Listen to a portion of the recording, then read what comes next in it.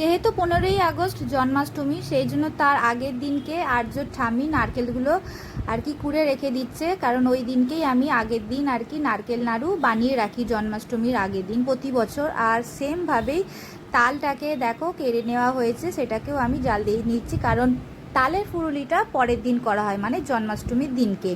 তো সেরমভাবেই দেখো নারকেলগুলোকে দেখো কোড়া হয়ে গেছে।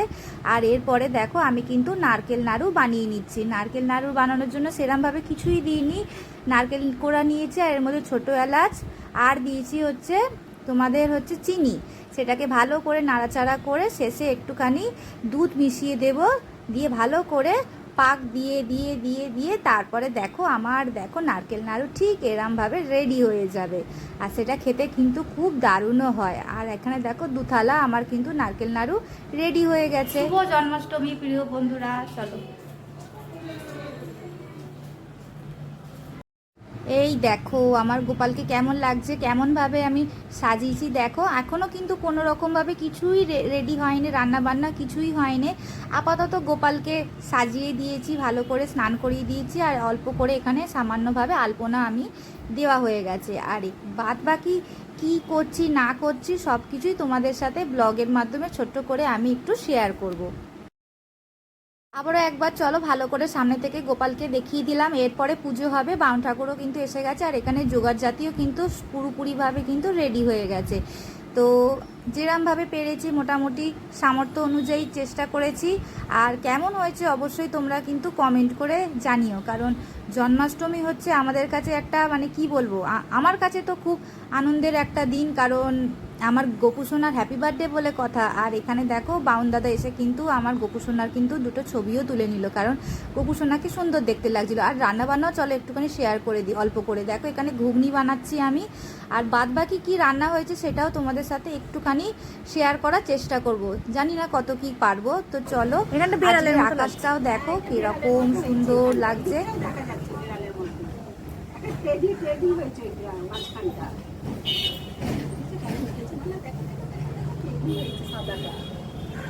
এখানে মা দেখো আর্যকে নিয়ে বসে আছে, আর ছাদটাকে ঠিক এইভাবে টিপল দিয়ে আর কি ঘিরে দিয়েছে আর্যর বাবা, কারণ বৃষ্টি আসে তো সেই জন্য সব কিছুই ভিজে যায়, তো সেই কারণের জন্য টিরপল দিয়ে ঘিরে দিয়েছে। আর এখানে দেখো পুজোও কিন্তু শুরু হয়ে গেছে।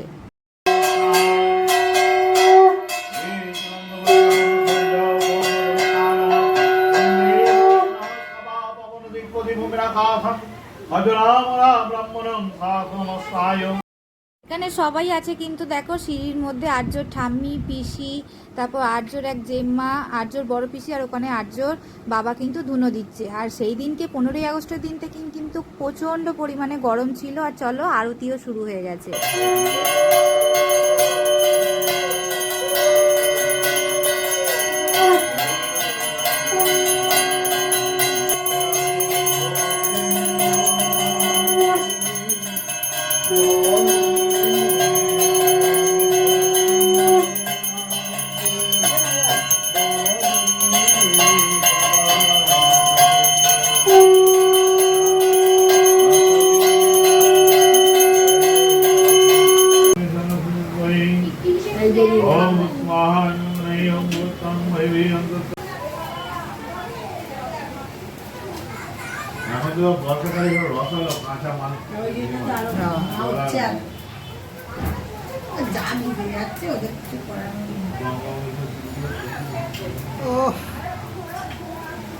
তোর কি একটাই ছেলে না মেয়ে আছে?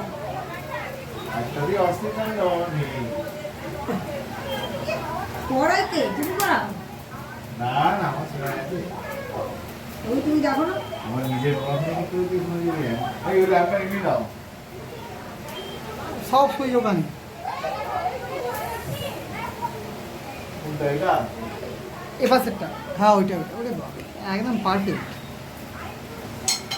ওহ ओम त्र्यंबकं यजामहे सुगन्धिं पुष्टिवर्धनं महाउर्वारुकमण्डलं स्वाहा।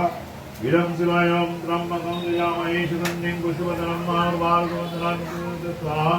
इदं शिवाय ओम त्र्यंबकं यजामहे सुगन्धिं पुष्टिवर्धनं महाउर्वारुकमण्डलं स्वाहा। ओम त्र्यंबकं यजामहे सुगन्धिं पुष्टिवर्धनं महाउर्वारुकमण्डलं स्वाहा। ओम त्र्यंबकं यजामहे सुगन्धिं पुष्टिवर्धनं महागुरुवायुर्मन्त्रं ओम त्र्यंबकं यजामहे सुगन्धिं पुष्टिवर्धनं महागुरुवायुर्मन्त्रं ओम त्र्यंबकं यजामहे सुगन्धिं पुष्टिवर्धनं महागुरुवायुर्मन्त्रं ओम त्र्यंबकं यजामहे सुगन्धिं पुष्टिवर्धनं महागुरुवायुर्मन्त्रं ओम स्वाहा नमः ओम गोत्रं वैवि ओम तत्त्वां सुजय ओम स्वाहा ओम सिंह হোম তো হয়ে গেল, পুজো একদম শেষ হয়ে গেছে, এরপরে খাওয়া দাওয়ার পালা। তো দেখো কি কি রান্না হয়েছে সেটাও শেয়ার করে। দেখো সিমুই হয়েছে, লুচি হয়েছে, ঘুগনি হয়েছে, আর হয়েছে আলুর দম, আর হয়েছে সাথে তো মিষ্টিই আছে। আর সবাই মিলে এখন খাওয়া দাওয়ার পর্ব চলছে। আর এটা হলো আমার ছোটো মার শাশুড়ি, খুব ভালো মনের মানুষ, আর এত বন্ধুর মতন যে মানে বলে বোঝানো যা মানে মানে ভাষা নেই, মানে আমি বলতেই পারছি না, তোমরা দেখতেই পাচ্ছ, খুবই ভালো মনের মানুষ। তো চলো মাসির সাথেও একটুখানি ভিডিওটা বানিয়ে নিলাম। একে একে সবাই মিলে কিন্তু খাওয়া দাওয়াটা কমপ্লিট হয়ে গেছে, যতটুকু পেরেছি তোমাদের সাথে আমি একটু করে শেয়ার করেছি। আর বিকালবেলা দেখো আকাশটা দেখো কত সুন্দর দেখতে লাগছে বলো। তো যাই হোক, জন্মাষ্টমীর এই ছোট ব্লগটা তোমাদের কেমন লাগলো অবশ্যই তোমরা কমেন্ট করে জানিও। ভিডিওটা ভালো লাগলে অবশ্যই একটা লাইক করে দিও আর একটা সাবস্ক্রাইব করে দিও। টাটা, সবাই ভালো।